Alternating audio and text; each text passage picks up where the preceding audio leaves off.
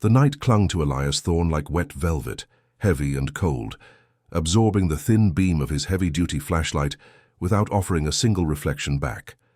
It was precisely 0:03, according to the glowing digital display fixed to his wrist, an hour that existed only for the dead, the derelict, and the deeply bureaucratic.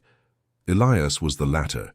He was a park ranger assigned, ironically, to patrol a park that hadn't technically existed for 20 years. Blackwood Hollow State Park was a monument to fiscal failure and latent tragedy, officially closed since 2003, secured by miles of rusted chain-link fence topped with coils of brittle, warning-laden wire. Yet the paperwork required a weekly perimeter sweep, a redundant duty Elias was paid handsomely to perform, mostly because no one else would accept the profound solitude the job demanded. He drove the old rugged Ford pickup along the crumbling maintenance road that skirted the eastern edge of the property, the tires crunching monotonously on loose gravel and desiccated pine cones. The sound of the engine was a dull, necessary intrusion into a silence so profound it felt like a physical pressure against the eardrums. Blackwood Hollow swallowed sound, light, and memory whole. It was in the middle of a long, uneventful stretch where the road dipped slightly into a hollow framed by ancient, gnarled oaks that the silence shattered. It wasn't a sudden, violent noise. It was softer, insidious, and utterly out of place. Elias instinctively braked, the truck coughing slightly before settling into a deep, vibrating idle. He cut the engine immediately. The resulting silence, though absolute for a split second, was immediately overwritten by the intrusion. Laughter. It was the clear, high-pitched, uncomplicated sound of children playing. The sound was faint, echoing through the dense, skeletal forest canopy, but unmistakable. It was not the raucous, drunken shouting of teenagers sneaking a bonfire. It was innocent, joyful, and completely divorced from the metallic chill of the midnight air. A giggle, followed by a breathless, struggling intake of air, and then a chorus of soft, joyful shouts, punctuated by the faint, rhythmic squeak of something metallic being put under stress. Elias Thorne was a man of logic, hardened by 2 decades of dealing with the illogical. Drunk hikers, confused wildlife, and the occasional conspiracy theorist convinced Blackwood Hollow hid the entrance to an alien base. His initial professional response was annoyance. Trespassers. He reached for the radio handset, his thumb hovering over the transmit button. But the logical explanation dissolved the moment he mentally mapped the sound's origin. It was coming from the very heart of the park, specifically from the area officially labeled Recreational Zone Alpha on the old maps, the main playground area. And that playground was 1.5 miles deep into the restricted zone, beyond a reinforced gate, across a treacherous creek bridge, and surrounded by brush so thick only deer trails existed. No one hiked that far in, especially not children, especially not at 12:04 a.m. And more importantly, the park had been sealed for 20 years. Every single piece of recreational equipment in Zone Alpha had been mandated for removal or demolition by the County Liability Board back in 2004. Elias himself had reviewed the grainy archival photos, showing the bulldozer crushing the plastic slides and burying the swings. The area was supposed to be a meadow now, overgrown and forgotten. He pulled the heavy maglite from its bracket, the aluminum cold against his gloved hand. The laughter continued, steady and strangely rhythmic, peaking and subsiding like waves against a shore. He listened closer. He could distinguish 3 distinct voices now, a deeper, perhaps older boy's voice, a softer girl's giggle, and a third, high-pitched, slightly breathless sound. They weren't speaking words, just exclamations of pure, unadulterated play. The conflict slammed into him. The sound was real, vibrating in the humid night air, yet the existence of the source was physically impossible. He took a deep breath, the air sharp with the scent of pine needles and decaying leaves. He needed to identify the source. If it was squatters, they were breaking multiple felonies. If it was something else, well, Elias didn't deal in something else, but his gut, that reliable low-level dread that had saved his life more than once, was tightening into a knot. He radioed dispatch, keeping his voice deliberately flat. Blackwood Unit 1 to Central. Conducting routine perimeter sweep. Appears to be unauthorized ingress near Sector 7. Possible miners. requesting backup observation, non-urgent. He knew non-urgent meant the nearest available state trooper wouldn't arrive for at least an hour, likely closer to 90 minutes, given the remoteness. He was going in alone. He backed the truck into a thicket of scrub brush, concealing it completely. Grabbed his standard-issue sidearm, a .40 caliber P226, checking the magazine by feel, and slung his tactical pack over his shoulder. He then approached the rusted perimeter fence, a 9-foot-high barrier that defined the boundary between the mundane world and Blackwood's choked interior. Finding the spot where the old maintenance gate stood, he pulled out his specialized cutting tools. The lock was an oxidized relic, a thick brass block that had fused itself to the steel clasp years ago. It took him 5 minutes of sawing, the abrasive whine of the carbide blade echoing unnervingly loudly, before the lock finally surrendered with a metallic shriek. Throughout the entire process of forced entry, the laughter did not stop. It felt mocking, a soundtrack to his violation of the park's long-standing prohibition. Elias slipped through the gap, pulling the heavy fence back into place behind him. He was now officially trespassing on federal land, an irony he found profoundly unsettling. The path inside was immediately different. The air grew thicker, heavier with moisture. The earth underfoot was soft, saturated mulch rather than dry gravel. The forest swallowed the residual light instantly. He switched his maglite to its highest setting, carving a tunnel of brilliant white light into the oppressive gloom. He started walking toward the sound. The old maps indicated a decommissioned service road running directly to Recreational Zone Alpha, but that road was now just a suggestion, choked by 20 years of unmanaged growth. Thorns snagged his uniform trousers. Low-hanging branches slapped wetly against his face. The closer he got, the more detailed the auditory texture became. It wasn't just generalized laughter now. There were specific sounds of play, a soft, repetitive thump-thump that sounded like a ball being dribbled on a hard surface, interspersed with the rapid, light tap-tap-tap of feet running on something loose, like wood chips or sand. Thump-thump, tap-tap-tap, giggle.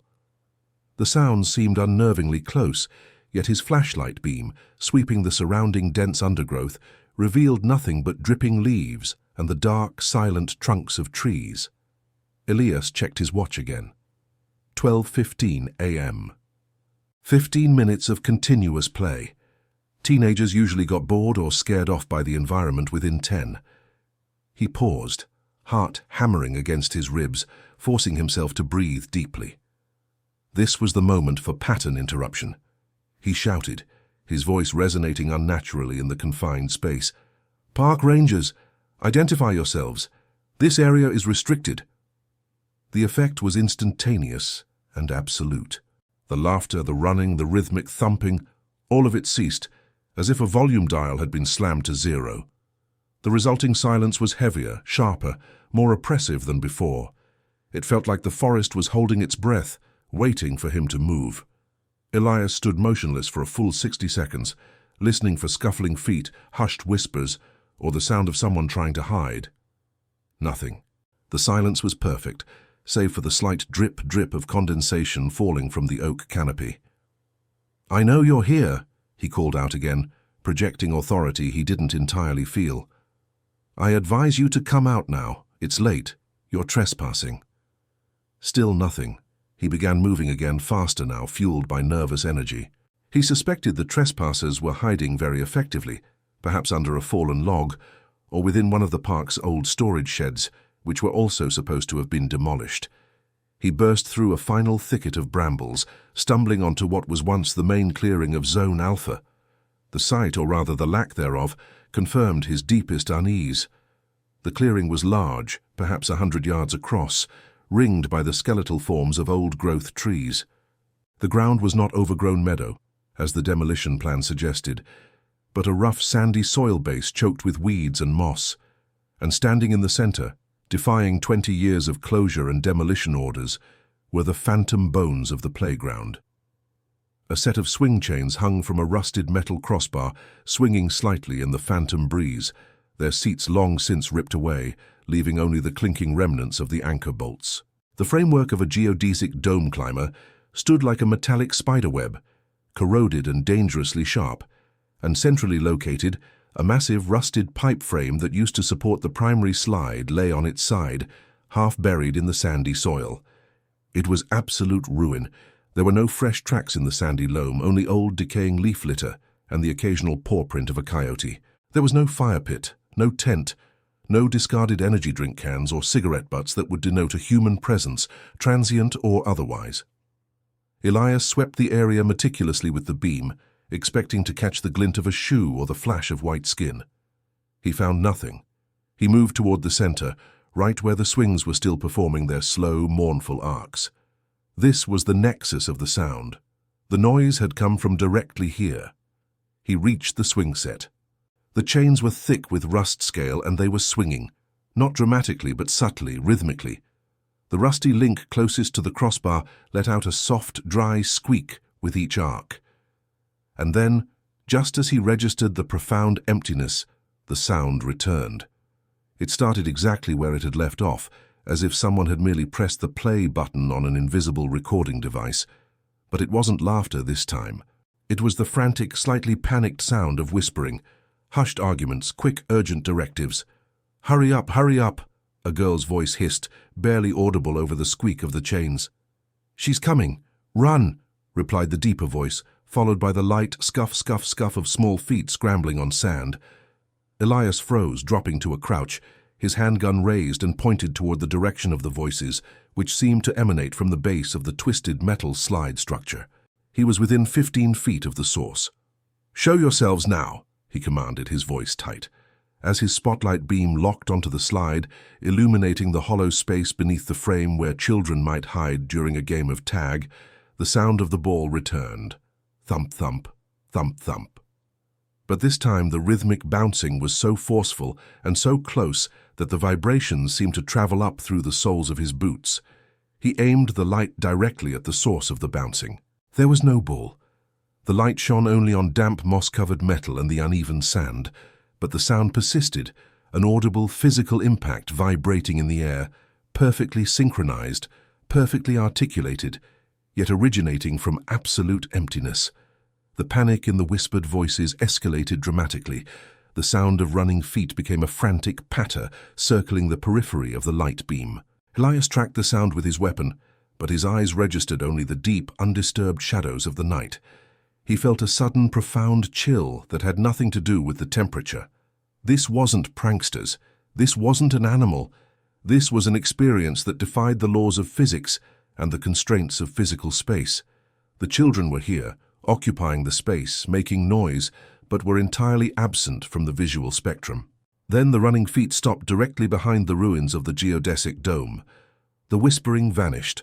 The rhythmic bouncing of the invisible ball ceased. The silence that followed was suffocating, thick with unspoken presence. Elias stood rooted, listening to his own ragged breathing. He felt the hair rise on the back of his neck, the primal, deep-seated awareness that he was being watched, studied, and judged by something unseen. Finally, breaking the profound void, a single incredibly clear voice, the higher-pitched, breathless child, shouted triumphantly, her voice echoing perfectly off the decaying structure. "Found you, Jimmy! You're it!" And then nothing. Total, instantaneous, terrifying silence. Elias did not wait for the next noise. The clarity and context of that final shout, a specific name, the declaration of a completed game, was the final chilling confirmation that he was not dealing with residual energy or static interference. He was dealing with a specific, intelligent interaction that had just concluded its game right beside him. He turned, not running but walking with a deliberate, strained speed back toward the perimeter fence, his mind reeling. He heard the faint, distant crack of a twig somewhere near the entrance path, a sound far too small to be one of the unseen children, but just loud enough to shatter his composure. He scrambled back through the fence opening, wrenching the broken lock remnants back into place to feign security, before diving into the cab of the Ford pickup. He did not look in the rearview mirror as he sped away, the tires spitting gravel. Back at the remote ranger station, Elias sat hunched over the official patrol log. His hands were steady now, but inside a cold, hard confusion had taken root. He logged the incident with bureaucratic precision, a testament to years of training overriding pure terror. 103, Rear 25. Sector 7, Recreational Zone Alpha. Noted auditory disturbance. Sounds consistent with unauthorized activity and trespass, possible minors. Upon investigation, found no physical evidence of entry, presence, or egress. Source unidentified. Area secured. He deliberately omitted the laughter, the specific game, and the name Jimmy. Those details belonged not in a professional log, but in the dark historical files of Blackwood Hollow, files Elias now realized he desperately needed to access. Why did the park close 20 years ago? Was it truly just budget cuts, or was the tragedy deeper, older, and perhaps still playing its final, terrifying game? The thoughts settled like ice in his chest. He had heard children playing in a place where children could not possibly be, and one of them, Jimmy, had just been found. The next day, Elias knew he had to dig into the archives. He needed to know who Jimmy was. The silence that followed the previous night's auditory invasion was far heavier than any natural quietude of the sealed park. It was a pressurized, hostile vacuum, forcing Ranger Elias Thorne to question the very foundation of his sanity. He spent the intervening daylight hours meticulously charting the previous night's patrol route on his worn topographic map, correlating the time signatures of the faint, distant, yet undeniably human laughter with the established topographical features of Blackwood Glen. The map itself was a testament to the park's abandonment. Faded annotations detailing picnic areas, long swallowed by brush, paths erased by unchecked erosion, and the spectral outline of the defunct Black Creek Dam, which had been the structural genesis of the Glen's closure 2 decades prior. Elias had been a ranger long enough to understand the psychology of isolation. The mind, starved of stimulation, often manufactured auditory hallucinations as a defense mechanism against overwhelming emptiness. Yet the sounds he heard, the rhythmic creak of an unoiled swing chain fighting the gravity of its rusting frame, the specific high-pitched cadence of a child counting to 10, the distinct percussive sound of a jump rope snapping against packed earth, these were not generic echoes of loneliness. They possessed a detail, a texture, and a spatial consistency that resisted simple psychological dismissal. They were real, or at least impossibly real projections of what had been. The official narrative surrounding Blackwood Glen's closure was deliberately sanitized. The public record cited environmental instability following a minor structural failure at the Black Creek Dam, leading to rapid soil liquefaction and an unacceptable risk of sinkholes across the main recreational areas. The reality, whispered only among the longest-serving regional staff, was far murkier, inextricably linked to the lost summer of '03. During that humid, oppressive period preceding the dam incident, 4 separate children, all under the age of 9, vanished from the park grounds over a span of 5 weeks, with no witnesses, no ransom demands, and no recovery of remains. The dam failure, when it finally occurred, was almost a mercy, providing a definitive, tangible reason to slap up the chain-link barriers, erect the stark, red-lettered warnings, and bury the unsettling truth beneath 20 years of enforced silence and decaying infrastructure. The sounds Elias heard were intrinsically linked to this forgotten history, the ghosts of play, where only ghosts should reside. He knew he had to return. Ignoring the incident would not resolve the professional liability of having a potential trespasser in a sealed zone, nor would it quiet the unsettling dread that had taken root in his chest cavity. This time, however, he approached the investigation with the meticulous rigor of a detective dissecting a crime scene. He traded his standard-issue service revolver for a high-intensity, rechargeable LED spotlight capable of piercing the heavy moisture of the Glen's perpetual microclimate. Crucially, he carried a professional-grade digital audio recorder, fitted with a highly sensitive directional parabolic microphone sealed in a waterproof casing, a piece of equipment usually reserved for surveying endangered nocturnal wildlife. This was no routine patrol. It was an attempt to capture verifiable, reproducible evidence of the impossible. The second night descended upon Blackwood Glen with a palpable sense of grievance. The atmosphere was thick, not merely with humidity, but with the suffocating weight of history. The air itself tasted metallic, carrying the faint, persistent scent of swamp gas mixing with the dry, powdery aroma of decades-old rust.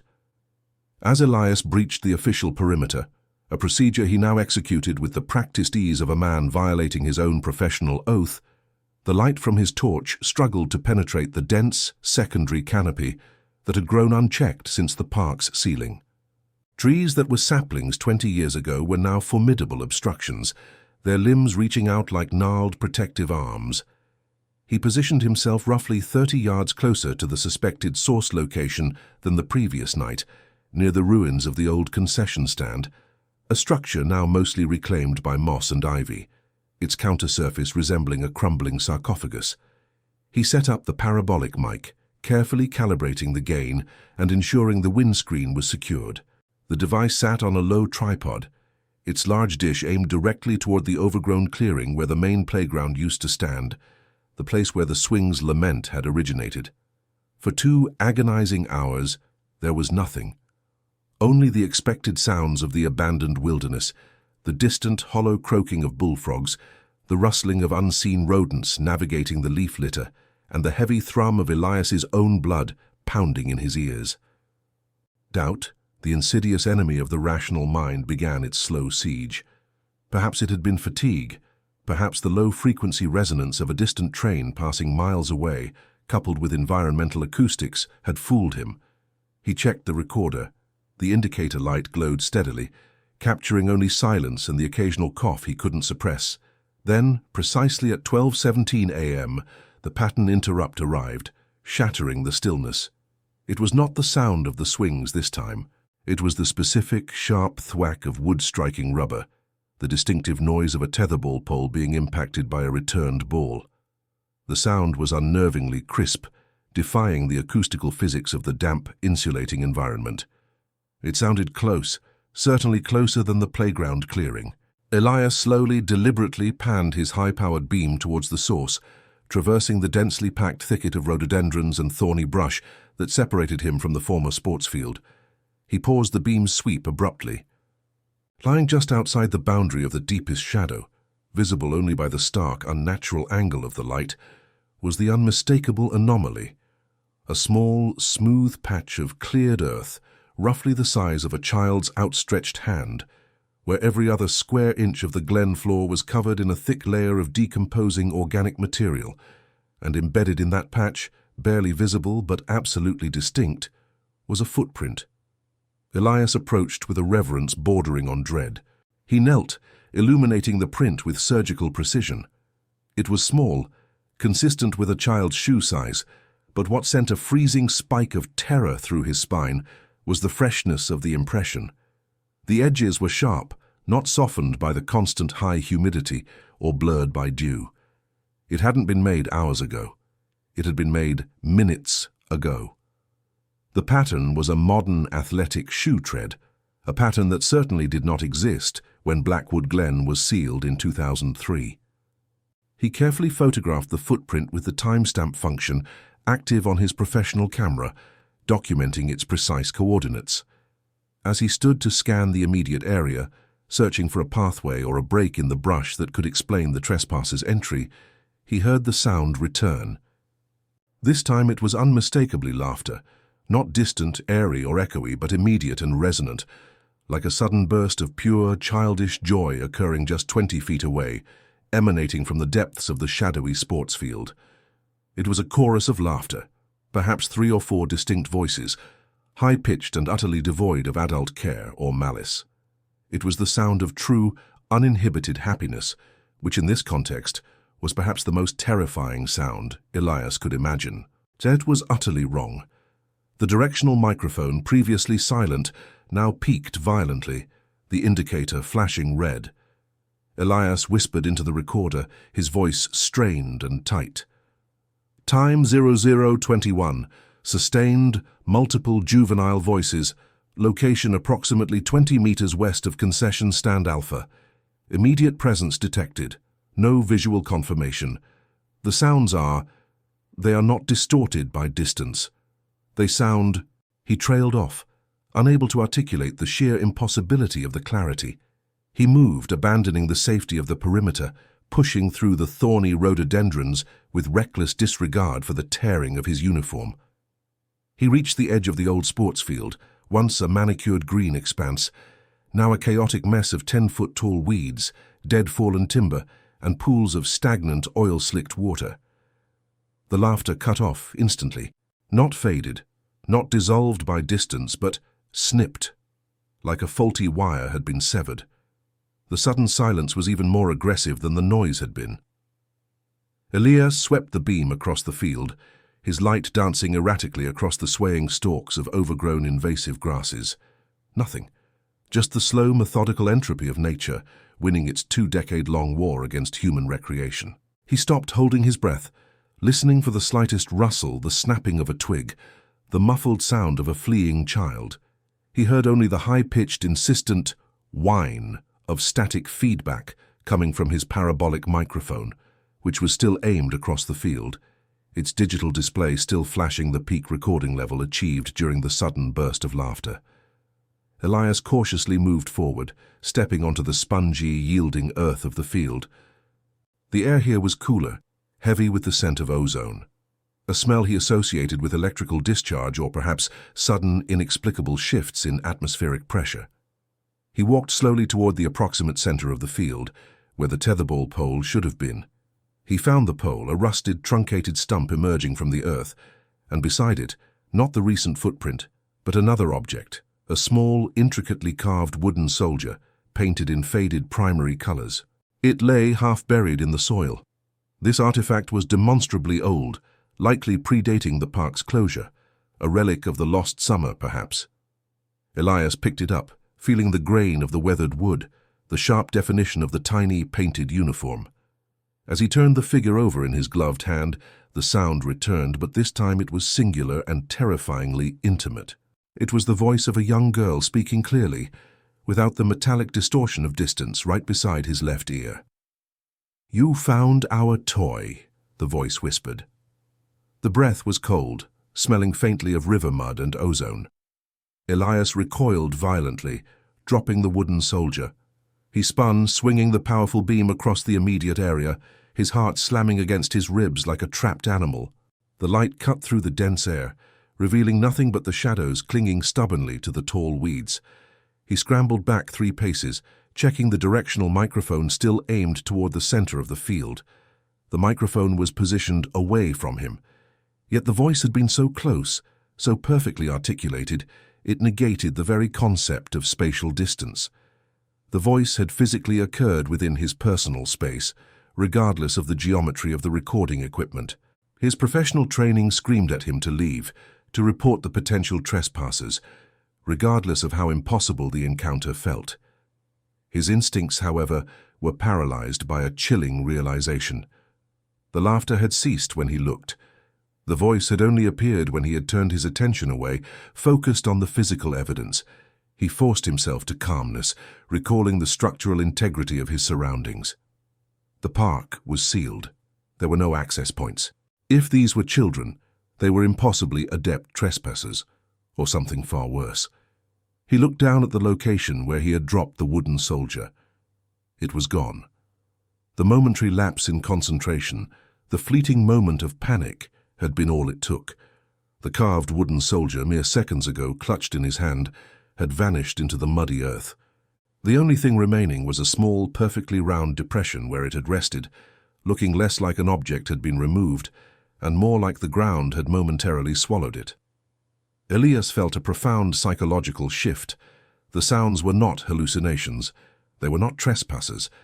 They were something using the pretense of play, the universally accepted innocence of children, to lure him, to draw him deeper into the unsealed, unstable heart of Blackwood Glen. He looked back at his recording equipment.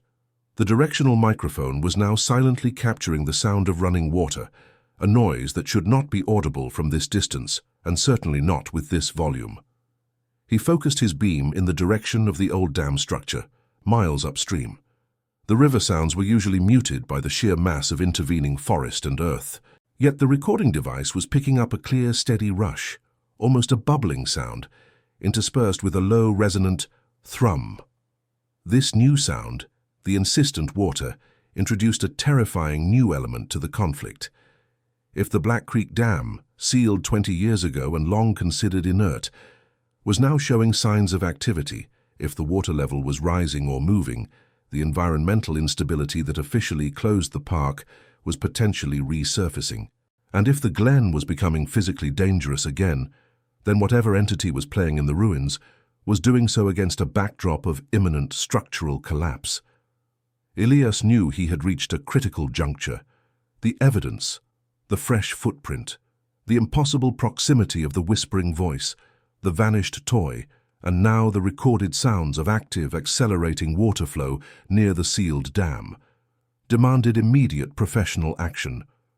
But the sheer terror, the visceral certainty that whatever he was dealing with existed outside the parameters of park regulations or environmental science, mandated a deeper, private investigation. He couldn't report children playing where no children could be, finding modern footprints in sealed earth, and hearing whispered warnings from the void. The bureaucracy would crucify him, citing severe emotional instability. He quickly retrieved the digital recorder, his hands shaking slightly as he secured the parabolic dish. He had the recordings, the audio evidence of the impossible laughter, the water surge, and the brief, terrifying whisper. As he began his retreat, moving swiftly but silently back toward the main perimeter, he glanced one last time over his shoulder towards the dark, silent center of the sports field.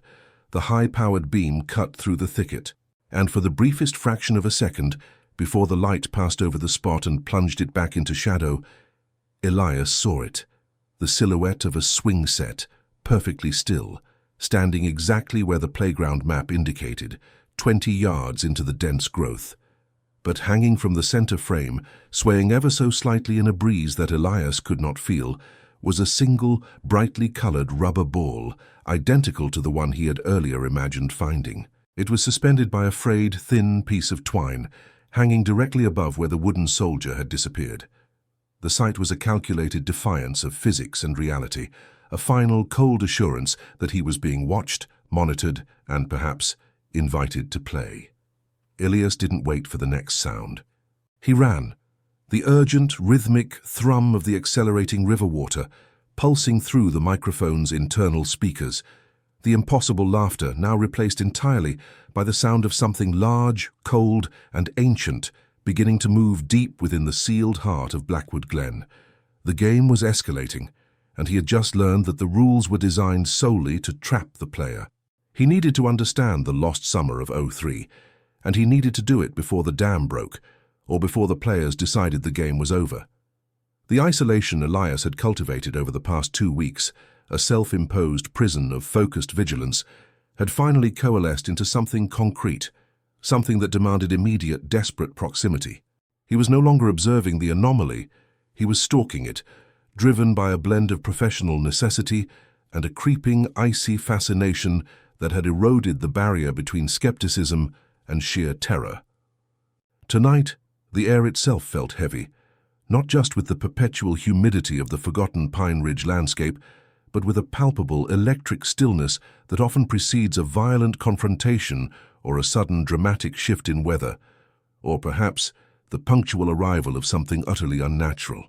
He checked the clasp on his heavy-duty flashlight, a focused beam designed to cut through dense fog, currently running on high-capacity lithium batteries, and adjusted the strap of the directional microphone slung over his shoulder. The microphone was his insurance policy, a cold, indifferent witness designed to record frequencies far outside the normal human auditory spectrum, ensuring that the laughter, the distinct echoing calls of children playing, could not be dismissed as wind or nocturnal wildlife. Tonight he was positioned closer to the epicenter than he had ever dared. The previous attempts had involved observing from the perimeter of the secondary access road, concealed within the skeletal remains of the old gift shop parking lot. But the distance had provided too much room for doubt. Tonight, Elias was entrenched within the physical boundaries of the old Funland Zone itself, approximately 50 yards northwest of the rusted skeleton of the Star Whirl Ferris wheel, buried deep within a thicket of kudzu and aggressively spreading wild rose bushes that tore mercilessly at his reinforced canvas uniform. The sheer density of the overgrowth was a suffocating testament to 20 years of aggressive neglect. Nature had not just reclaimed the park, it had actively consumed it, integrating the synthetic structures into a new, grotesque organic whole.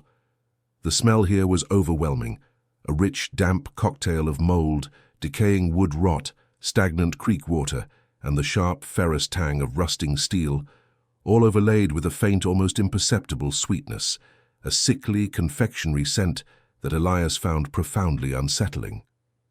It reminded him vaguely of burnt sugar and cheap carnival cotton candy, a ghost scent clinging stubbornly to the area of the vanished concession stands. Elias had spent the last 2 days meticulously studying the park's original blueprints, focusing specifically on the primary playground area, the destination of the Midnight Chorus. According to the schematics, the playground, known as the Happy Hollow, featured 3 main installations: a classic wooden swing set with thick chains, a brightly colored fiberglass slide structure shaped like a grinning dragon, and the infamous dilapidated carousel, the center point of the oral manifestation. He moved inch by excruciating inch, ensuring that the heavy, dried leaves under his boots made absolutely no sound. The ground was treacherous, concealed hazards everywhere, crumbling asphalt, exposed rebar, and the sunken foundations of structures long since vanished. His gaze remained fixed on the direction of the Happy Hollow, a silhouette of disjointed shapes barely visible through the canopy. As he crept closer, he finally reached the edge of what must have been the main pathway, now a river of slick moss and fallen debris. He paused, his heart hammering against his ribs, not from exertion, but from the realization that he was standing on the precipice of finding something physical. He lowered his thermal imaging binoculars, sweeping the terrain. The image was a sea of cool blues and greens, broken only by the warm red glow of his own body heat and the residual warmth stored in a massive, south-facing slab of concrete near the old ticket booth. But then he noticed an anomaly right at the edge of the infrared range. Near the base of the dragon slide, where the thick ivy usually formed a dense, unbroken mound, there was a tiny, distinct patch of disturbed earth. It was minor, almost invisible to the naked eye, but the thermal scan showed a slight variation in the ground temperature, suggesting recent disruption of the cooler topsoil. Elias lowered the thermals and activated his primary focused beam, narrowing the light to a pencil-thin spike. He swept it slowly across the base of the dragon slide. The fiberglass was cracked, faded to a sickly yellow, and draped with vines, but the immediate ground beneath it was conspicuously clear of the usual debris. And there, resting perfectly centered on a flat, mossy rock, was a small, plastic object. It was a faded yellow ball maybe 3 inches in diameter, the kind of cheap, lightweight toy distributed at carnival games 20 years ago. It was pristine considering the environment. No visible mold, no chew marks from rodents. It looked, unnervingly, as if it had been dropped moments ago. A profound shiver, unrelated to the ambient temperature, traced its path down Elias's spine. He had patrolled this area for years, ensuring that local teens or urban explorers hadn't broken the perimeter fence. Nothing survived the climate and the wildlife in this park for 20 years without visible decay. Yet, here was a child's toy, utterly out of place, seemingly placed with care. This confirmed the reality of the sounds, transcending mere audio hallucination.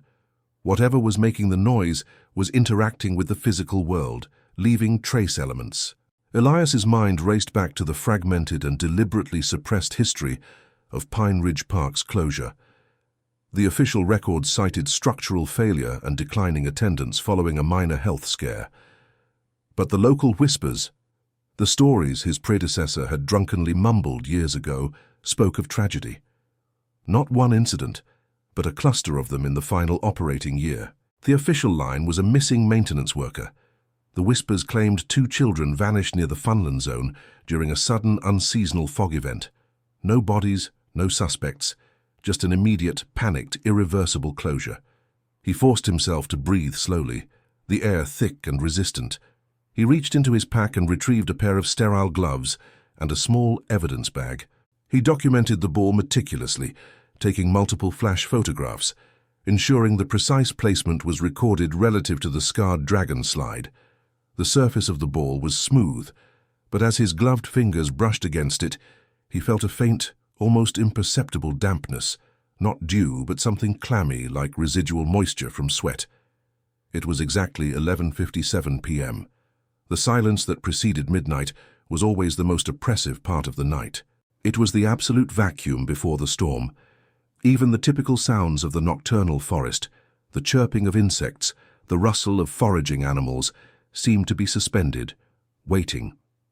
Elias moved another 10 yards, finding a secure position behind the crumbling foundation of the old carousel ticket booth. He set up the directional microphone on a miniature tripod, pointing its large dish directly at the center of the playground. He plugged in the high-gain headphones, turning the sensitivity to maximum. The headphones amplified the white noise of the dense night air, a constant hiss punctuated by the occasional distant chirp. He pulled out his field journal and scrawled a single line by the light of a tiny red-filtered headlamp. 11:59 p.m. Physical evidence recovered. Yellow plastic ball, proximate to the Happy Hollow slide, anticipating event escalation. Then the clock turned. Dong. The distant bell of the town hall clock, barely audible through the humidity and forest density, signaled the precise beginning of the new day. Dong. At the third chime, the phenomenon began, not with a burst, but a subtle, almost hesitant initiation. A faint metallic squeak, the unmistakable sound of rusted hardware under load. Eek-cree-eek. It was the sound of the swing set, moving. There was no wind. Elias confirmed this by holding a feather-light piece of dried moss in his palm. It hung perfectly still. Then, the laughter. It was clearer tonight, closer, and horrifyingly distinct. It was the sound of 3 or 4 different children, ranging in age from perhaps 5 to 9. Their voices were high-pitched, echoing slightly, full of the reckless, unburdened joy of play. But tonight, there was a subtle, insidious edge to the sounds, a quality Elias had not detected before. The laughter was slightly strained, as if the exuberance was being forced, or perhaps played back through a heavily distorted, aged medium. He heard the distinct thump-thump-thump of small running feet on what sounded like gravel or compressed dirt, the path area he had just crossed. He could isolate one voice, a girl's, calling out a name. "Billy, you can't catch me, Billy, hurry!" The name Billy hit Elias with the force of a physical blow. He froze, every muscle in his body rigid. He reached for the directional microphone's recording switch and flicked it on, the red LED indicator burning brightly in the darkness. He had never been this close when the sounds were happening. The audio was so clear now that he could discern the subtle texture of the sounds, the intake of breath before a giggle, the slap of a small hand against metal. He risked a glance through the thermals again, sweeping across the swing set. The visual was perplexing and deeply disturbing.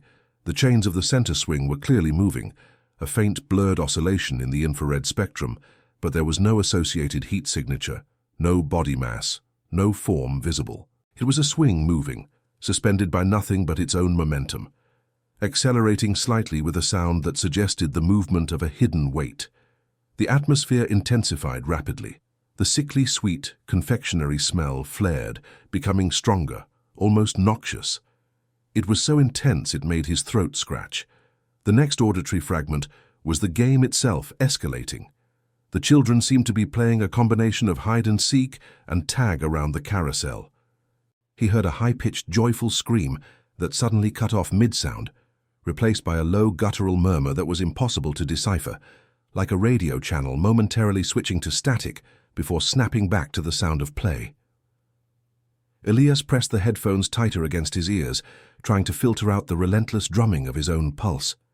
He was trembling violently, not from cold, but from a profound internal dislocation. This was no prank. This was no natural explanation. He was witnessing an echo of time, a moment perpetually trapped or something infinitely worse, something simulating that trapped moment.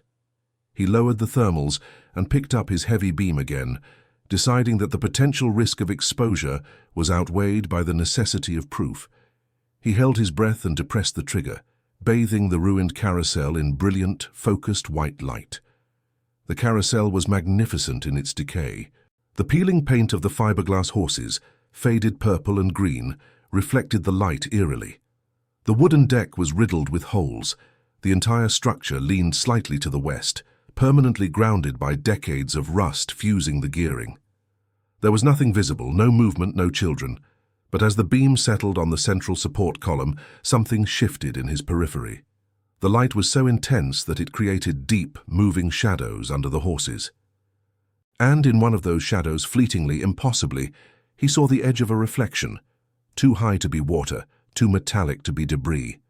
He moved the beam slightly. It wasn't a child. It was a mirror, impossibly clean, affixed to the inside panel of the ticket booth he was hiding behind. He hadn't noticed it before, masked by the dirt and grime. As he shifted his weight to look into the mirror, the voices surged behind him, sounding suddenly right at his shoulder, loud and sharp, no longer echoing, but immediate. "Ready or not, here we come," shouted the girl's voice, now thick with mocking glee. Elias whirled around, flashlight beam sweeping frantically, but there was nothing. The sounds had already begun to recede, moving rapidly toward the dense woods surrounding the western perimeter. He stumbled, knocking his shoulder against the ticket booth, and the sound of the impact seemed to momentarily interrupt the ethereal game.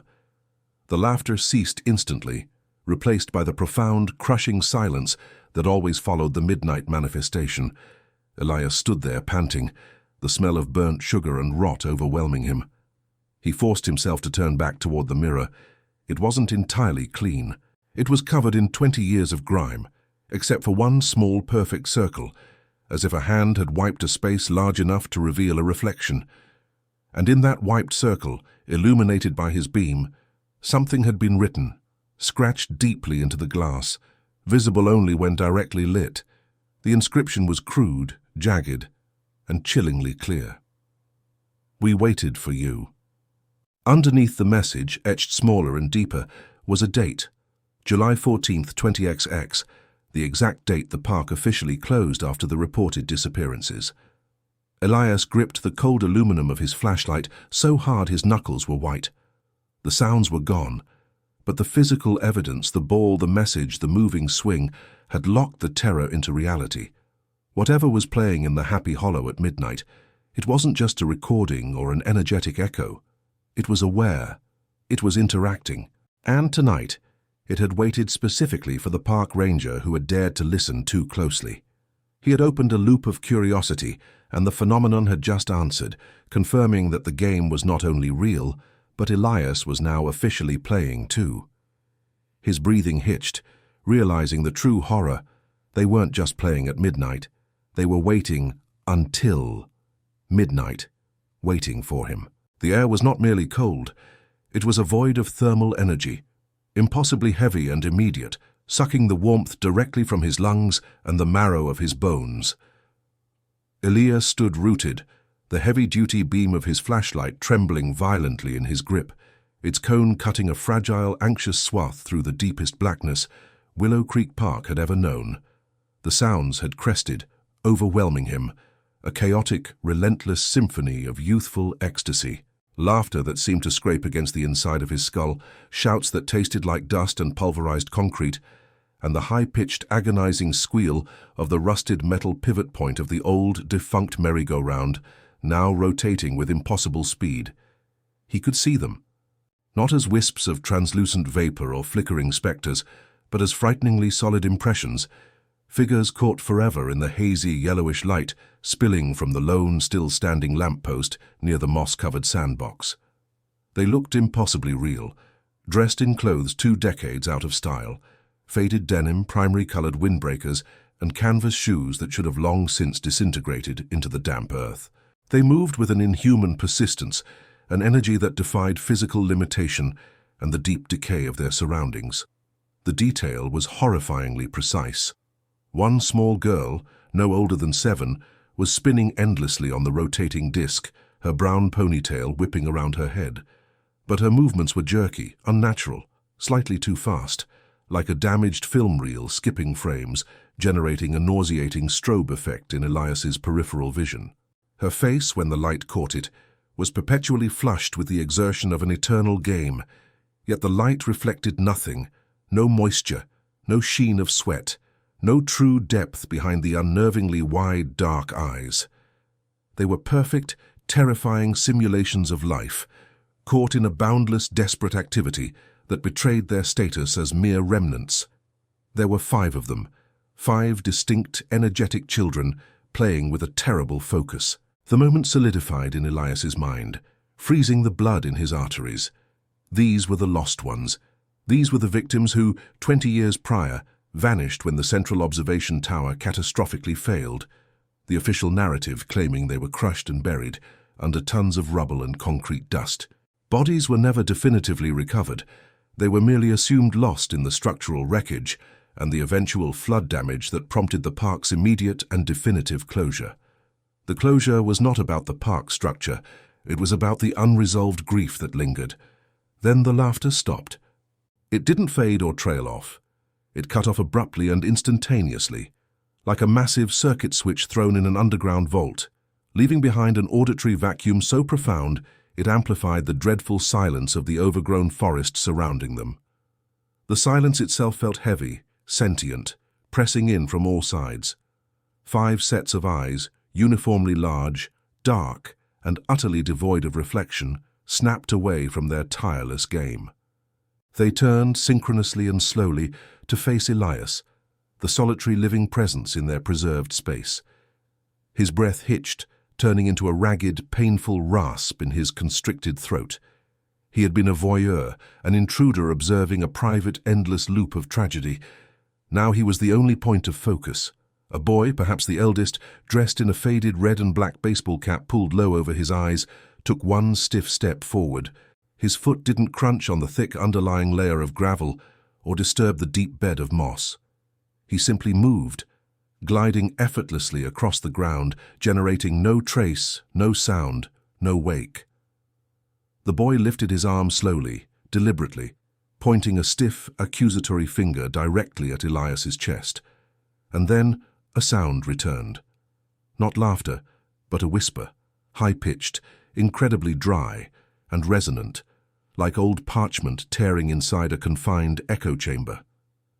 It was one word, repeated by 5 voices in perfect, chilling unison, overlapping and reinforcing itself. You waited. Elias instinctively recoiled, his muscles locking in primal terror. He lost his grip on the flashlight. It tumbled onto the muddy, root-infested ground, the powerful beam swinging wildly in sickening arcs, illuminating the children in distorted, hellish flashes of shadow and light, making them seem elongated and unnaturally frantic. The accusation resonated with a deeper internal guilt that transcended his personal involvement. He hadn't waited. The system had waited.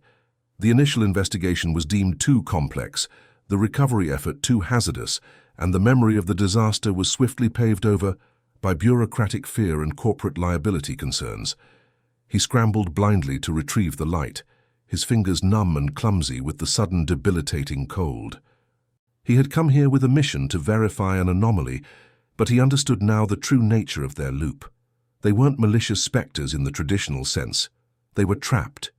They weren't just playing, they were waiting for someone, anyone, to finish the game, to complete the final essential action that had been denied them in life and death. He forced himself to stop moving and scanned the immediate scene desperately, seeking an anchor, a source, something concrete that tied the 5 ethereal figures to this specific, neglected patch of earth. His eyes finally fixed on the base of the defunct merry-go-round, the mechanism responsible for the horrible grinding sound. Where the deeply cracked concrete foundation met the damp soil, there was a faint, almost invisible discoloration. It wasn't simple rot or years of water damage. It looked like ancient oil, perhaps, or something heavily metallic that had seeped into and stained the earth over 2 decades. The children began to close the distance rapidly. They didn't walk in the human sense. They drifted, their expressions shifting from playful exhaustion to something universally mournful, demanding and utterly heartbreaking.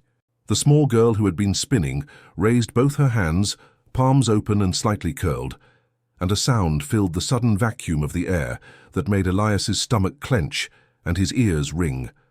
The sound of a small, fragile music box winding down, the tune slow, distorted, and agonizingly sad, like a broken childhood memory. It's here. the boy in the baseball cap whispered again, his voice now sounding amplified only within Elias's mind, bypassing his external senses entirely. The key is here. The one who forgot. Elias connected the final horrifying dots, realizing the full scope of the tragedy that the rushed official police report had conveniently glossed over. The park didn't simply collapse due to structural fatigue or environmental pressure.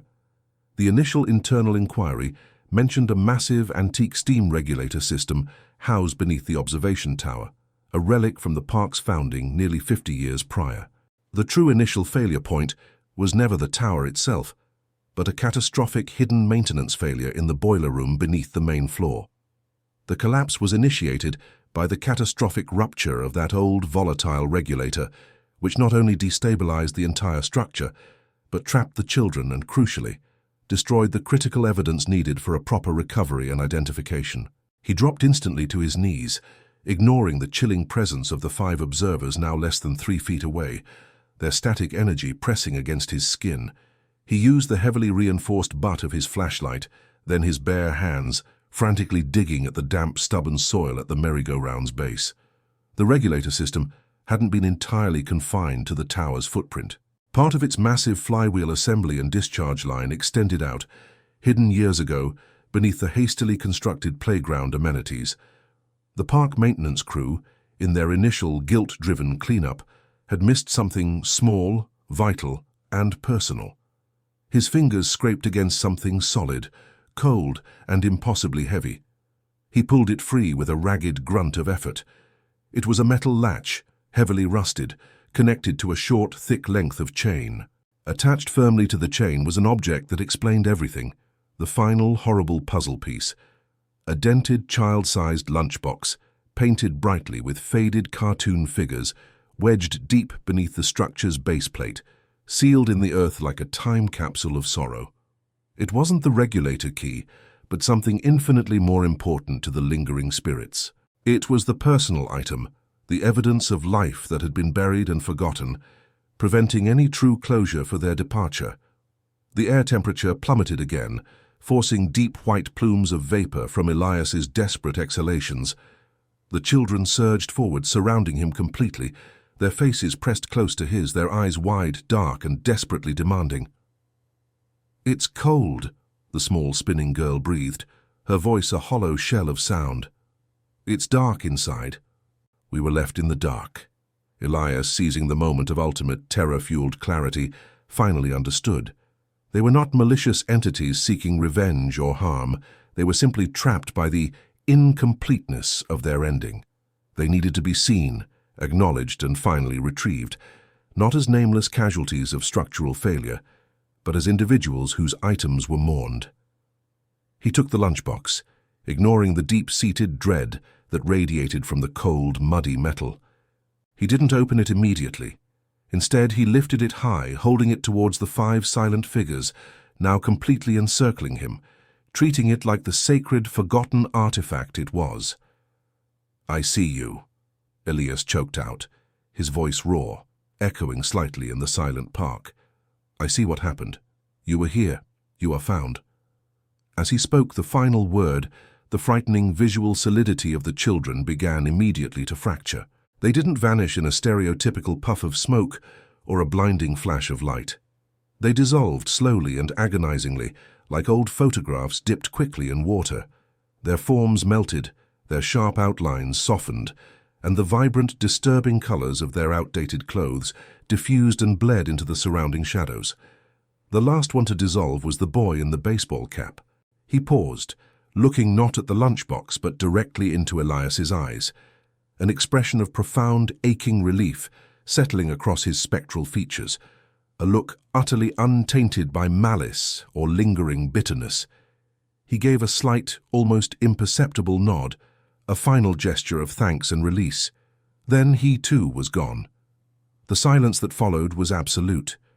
It was not the waiting, heavy silence of the night, expecting the next sound or the next terror. It was the absolute silence of emptiness, of closure, of a specific space being definitively and completely relinquished.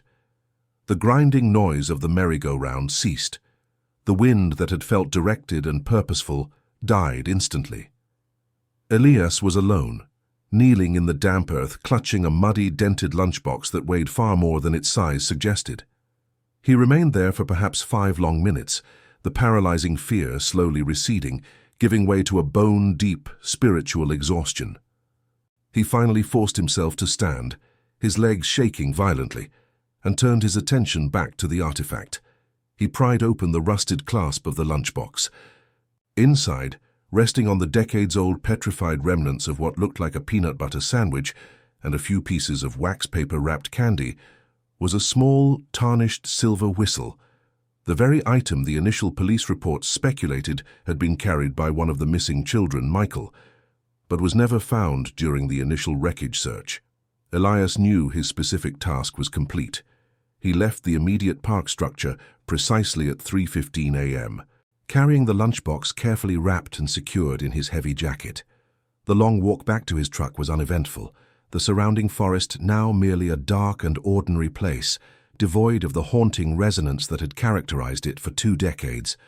The aggressive chill was gone. The air felt utterly normal. Within 48 hours, Elias submitted his official, deeply sanitized report. He made absolutely no mention of spectral children, whispers, or agonizing games. He simply reported suspicious ground disturbance near the perimeter of the abandoned playground area and the consequential discovery of crucial, previously missed evidence relating to the 1998 missing persons case, specifically the identifying artifact contained within the lunchbox. The media barely covered it, relegated to a brief, somber mention of new findings in an old, cold case. But the impact was felt where it truly mattered. The silver whistle was positively and heartbreakingly identified by the family of Michael Haskin. 20 years of painful ambiguity instantly dissolved. While the physical remains of the children were never located beneath the park, the identification of the artifact allowed the families finally to mark the tragedy with a definitive final closure, moving the files definitively from missing to deceased, location unknown. Elias was immediately and quietly transferred to a remote sector hundreds of miles away, an administrative move designed specifically to minimize bureaucratic questions about his sanity and to ensure the supernatural element of the story never gained dangerous traction. He accepted the transfer without protest. He knew his job at Willow Creek was finished forever. He never returned to the area, but sometimes late at night, in the profound, crushing silence of his new remote cabin, he would pause, listening intently to the wind rustling through the dense pines outside his window. He never heard the chaotic, agonizing laughter again, never the sound of grinding metal or the spectral shouts. Willow Creek Park remained officially closed, overgrown, and perpetually forgotten by the public. But the reason for its hauntings, the continuous, despairing echo of 5 children desperate for one last acknowledgement, had been silenced, definitively and completely. Elias had not simply enforced park regulations, he had completed an essential, decades-long rite of passage for 5 souls who had been unjustly denied their rest. The terrible game was over, the structure was finally safe, not from inevitable decay, but from the unbearable, restless weight of unfinished grief. He sometimes wondered if the children knew they were waiting specifically for a park ranger. Perhaps they simply waited for the uniform, the symbol of the very authority that had failed them 2 decades prior, to finally approach the threshold of their endless game. And while Elias survived the encounter physically unscathed, the image of those 5 perfectly real, perfectly desperate faces, bathed in the swinging flashlight beam, remained a fixed, permanent scar on his memory. A quiet, haunting reminder that not all closed cases are truly solved until the forgotten are finally remembered and laid to rest. The true, lasting cost of civic abandonment is not the decay of structures, but the restless, lingering energy left behind by lives unjustly cut short. The park is silent now, but the silence speaks volumes of the price paid for that final, necessary intervention.